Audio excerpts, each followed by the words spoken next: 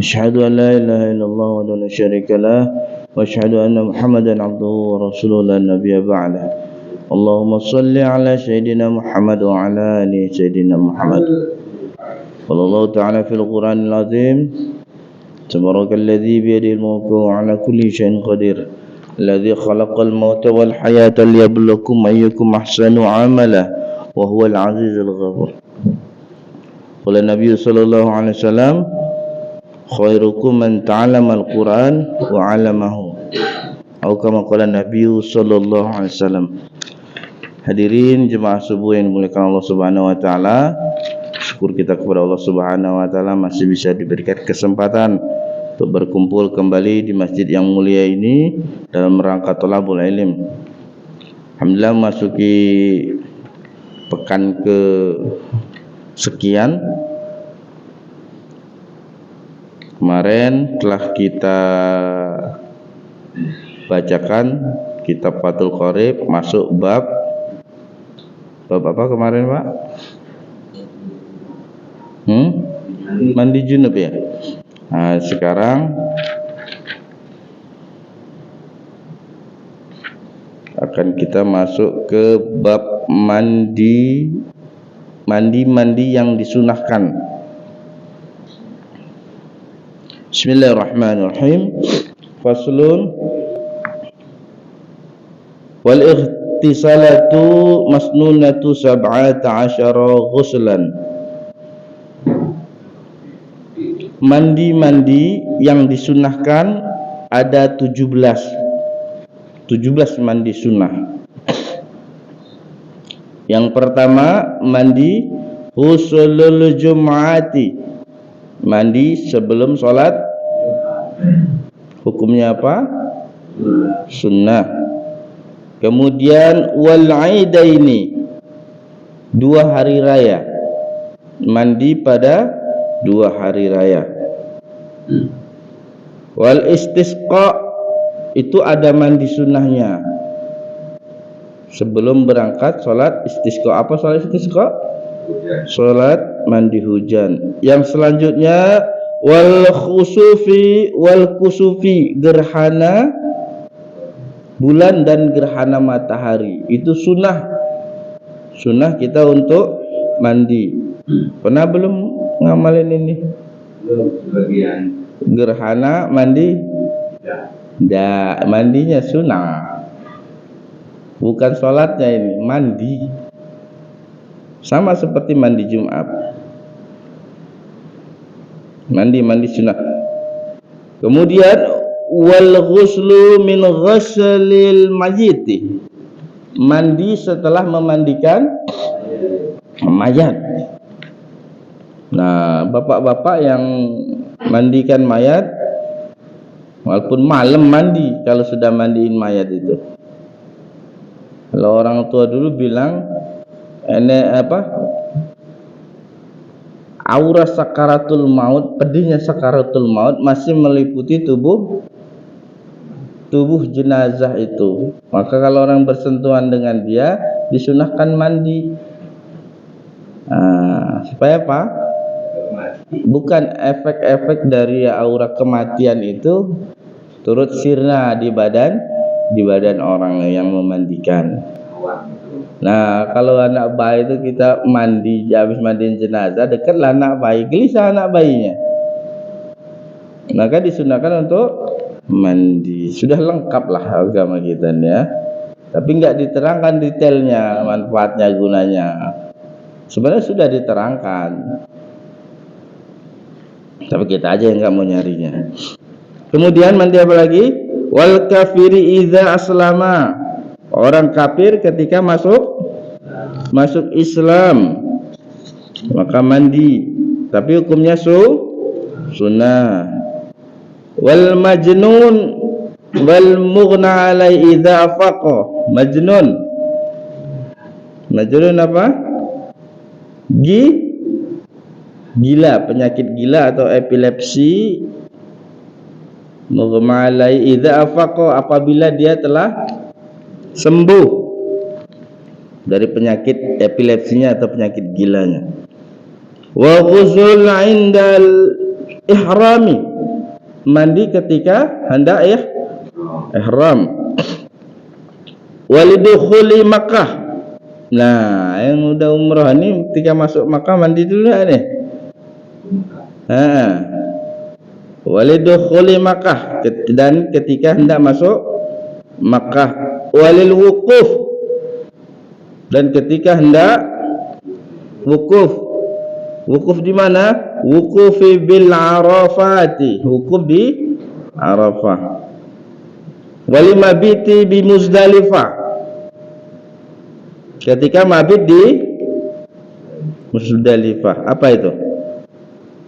Bermalam di Muzdalifah. Wali ramyil jumari salasati, dan ketika hendak melontar jumrah yang ketiga. Jumrah yang ketiga itu disunahkan mandi. Kira-kira diamalin enggak yang umrah-umrah ini, mandi-mandi ini ketika di Mekah ini? Kan ada guide-nya ya, yang memberitahukan ini sunnah, ini wajib ya.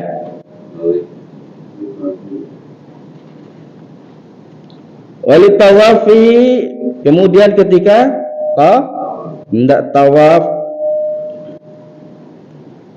Kemudian wali sa'i, ketika hendak sa'i. Yang terakhir wali dukhuli Madinati Rasulillah sallallahu alaihi wasallam, dan ketika hendak masuk kota Nabi Muhammad sallallahu alaihi wasallam. Kota apa? Madinatul Munawwarah. Sunnah mandi dulu Pak, bersih-bersihkan badan ketika mau masuk kota suci Mekah dan kota suci Madinatul Munawwarah. Kira-kira mandi enggak kemarin Pak? Nah, untung enggak sama, suruh mandi terus pasti. Tapi air banyak kan di situ? Banyak. Jadi inilah semua tentang mandi-mandi sunnah. Ada berapa tadi? 17. Sab'ata asyara. Bisa mengingatnya Pak? Pertama mandi Jumat, mandi hari raya, 2 hari raya itu. Mandi istisqa. Kemudian khusuf wal kusuf. Apa tadi? Gerhana matahari dan gerhana bulan. Mandi setelah memandikan mayat kafir apabila masuk Islam. Ini nanti untuk Bapak ketika orang berbondong-bondong masuk Islam, nanti ada zamannya Pak. Orang-orang itu berbondong-bondong masuk Islam.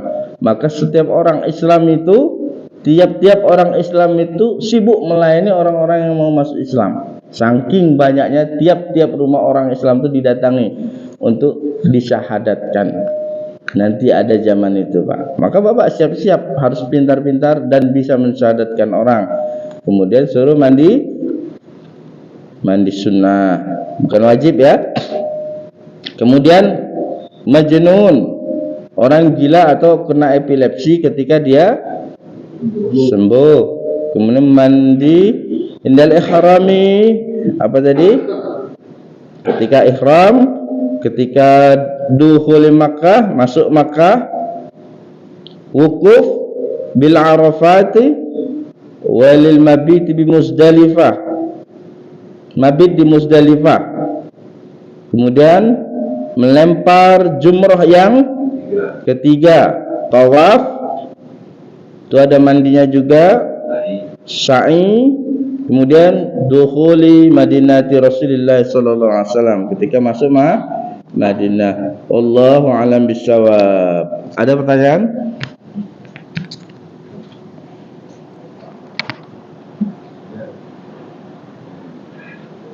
Ya.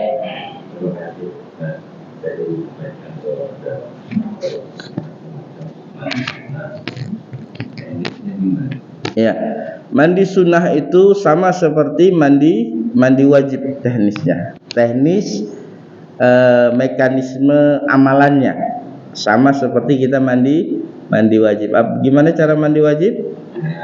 Niat, kemudian mengalirkan air seluruh tubuh dan menggosok-gosok seluruh permukaan kulit dan rambut. Itu sama, tapi beda niat. Kalau Mandi wajib niatnya beda, mandi sunnah niatnya beda. Gimana caranya? Sama saja. Sama saja. Kemarin mandi wajib ada 3 alasan laki-laki mandi wajib ya. Apa alasannya? Mengeluarkan sperma yang terus bertemunya dua khitan, ketiga mati dia, mau dimandikan. Nah itu ya, ini yang disunahkan, kemarin yang diwajibkan. Yang lain masih ya nyambung ini. Tadi saya juga datang masanya kita kan berbondong-bondong. Ya. Dia masuk Islam dan salah satu sunnahnya nanti ikut setelah dia syahadat. Setelah dia syahadat maka dia sunahkan mandi. Belum. Dia Islam dulu, maka setiap amalan kalau belum masuk Islam nggak dianggap. Dia sholat dulu lah sebelum masuk Islam. Sholat istikharah ada dianggap, atau sholat syukur hidayah, maka nggak dianggap. Maka masuklah Islam dulu dengan kesaksian, minimal ada orang yang menyaksikan. Bapak harus bisa membimbingnya, syahadanya, belajarlah syahadah dengan benar ya. Boleh ditahsinkan syahadatnya. Untuk apa? Kalau ada orang tiba-tiba datang ke rumah, tolong syahadatkan saya. Are you Muslim? Ada orang luar. Are you Muslim? Yes. Syahadat. Bingung kita. Enggak kata. Nah susah kita kalau kita ngomong enggak. Kecewa dia kan. Nanti ada, itu sudah digariskan di dalam Quran, itu sudah digariskan. Surat apa? Idza za nasrullahi wal fath wa ra'aitana sayadkhuluna fi dinillahi afwaja. Apabila kalian nanti lihat orang-orang itu berbondong-bondong masuk Islam,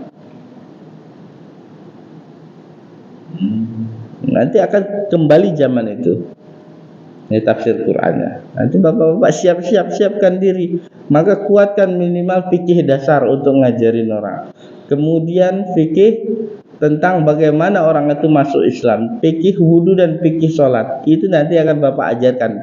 Minimal sebelum itu datang, bapak-bapak akan mengajarkan itu kepada istri-istri. Nah kemarin bab apa? Ya, mandi junub itu untuk perempuan ada berapa? 3 apa aja? Haid, nifas dan wiladah. Haid, ya tahulah haid ya tiap bulan. Nifas itu apa? Darah yang keluar setelah melahirkan. Kemudian wiladah itu karena melahirkan, Pak. Wiladah karena melahirkan. Ada orang melahirkan enggak pakai nifas. Pernah dengar? Sesar itu enggak ada nifasnya, kadang enggak ada sama sekali. Tapi dia tetap mandi junub. Kenapa? Penyebabnya apa? Wiladah. Apa wiladah? Melahirkan. Tapi beda dengan cerita orang yang kemarin, saya ulangi sedikit biar diingat. Tolong sampaikan sama istri-istri tentang istihadah ini ya. Istihadah itu darah yang keluar di luar waktu-waktu haid. Misalnya haidnya berapa hari? Seminggu, 7 hari. Pada suatu ketika setelah 7 hari masih keluar, maka wanita-wanita kita sekarang menganggap itu masih haid dan dia meninggalkan sholat. Padahal sholat itu sudah wajib hukumnya ketika 7 hari telah haid. Kalau memang waktu biasanya yang sudah dilalui itu 7 hari. Kalau waktu biasanya 15 hari, kemudian lebih daripada 15 hari masih keluar, itu disebut apa? Istihadah. Maka dia wajib mandi kemudian menunaikan sholat. Kalau masih keluar gimana? Tidak perlu mandi, cukup sekali mandi. Istihadah tidak hal yang tidak mewajibkan mandi. Mandi cukup satu kali, tapi dibersihkan. Tidak usah mandi lagi. Tapi setiap mau sholat dibersihkan dulu. Kemudian ditutup tempat keluar darahnya, ditutup pakai kapas atau pakai apa yang bisa nutup. Kalau masih keluar waktu sholat, tidak apa-apa, dimaafkan. Ini kondisi rukhsah, itu namanya darah penyakit, bukan darah haid. Paham ya? Tolong sampaikan, ajarkan sama istri-istri. Karena istri belum sholat, masih kotor. Kita harus perhatian sama istri. Kalau yang tua tadi kayaknya nggak mungkin ya, nggak mungkin istihadah ya. Emang yang muda-muda ini masih bisa nggak istihadah itu? Yang kalau sudah tua biasanya menopause ya, nggak halangan lagi, sudah aman dia, nggak ada gangguan untuk sholat atau ibadah lainnya. Yang masih muda nih halangan, karena penyakit itu datang, kita nggak ngerti wajib nggak sholat. Ya, tanyakan sama istri kapan waktu atau durasi dia haid, berhenti haid umumnya, maka itu patokannya. Lebih daripada itu namanya istihadah. Maka istihadah itu wajib sholat dan tidak wajib mandi. Yang wajib mandi hanya haid, nifas dan wiladah. Paham tum? Paham tum? Jawabnya fahimna. Ya. Paham tum? Fahimna. Yang lain? Ya. Terkait masalah mandi junub, apakah kita Izinin. setiap hari bisa mandi junub? Mantap. Bagus. Walaupun badan kita dalam keadaan tidak melakukan apa-apa, suci lah. Mandi junub itu mandi yang diwajibkan untuk mengangkat hadas besar. Kalau kita nggak ada penyebabnya, ngapain mandi junub? Ya. Tapi kalau mandi biasa tiap hari ya boleh, untuk membersihkan badan, menghilangkan kotoran dan ngilangin bau. Tapi kalau boleh nggak junub tiap hari ya boleh, asal junubnya berpahala, junubnya mengandung ibadah. Paham ya? Junub yang mengandung ibadah boleh nggak? Ya boleh aja tiap hari. Tapi kalau nggak ada penyebab, apa yang menyebabkan gitu? Kok bisa mandi junub tanpa penyebab yang jelas? Ini ada 3 penyebabnya. Yang pertama apa tadi? Keluarnya sperma. Kedua, bertemunya 2 hitan. Keluar nggak keluar? Kalau udah ketemu, udah bersilaturahim, dia tetap harus mandi. Walaupun nggak inzal itu mengeluarkan sperma. Yang ketiga mati, wajib dimandikan. Paham? Ya. Ada yang lain?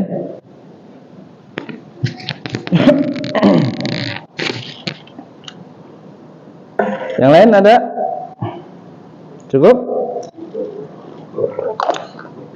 Wallahu a'lam bishawab.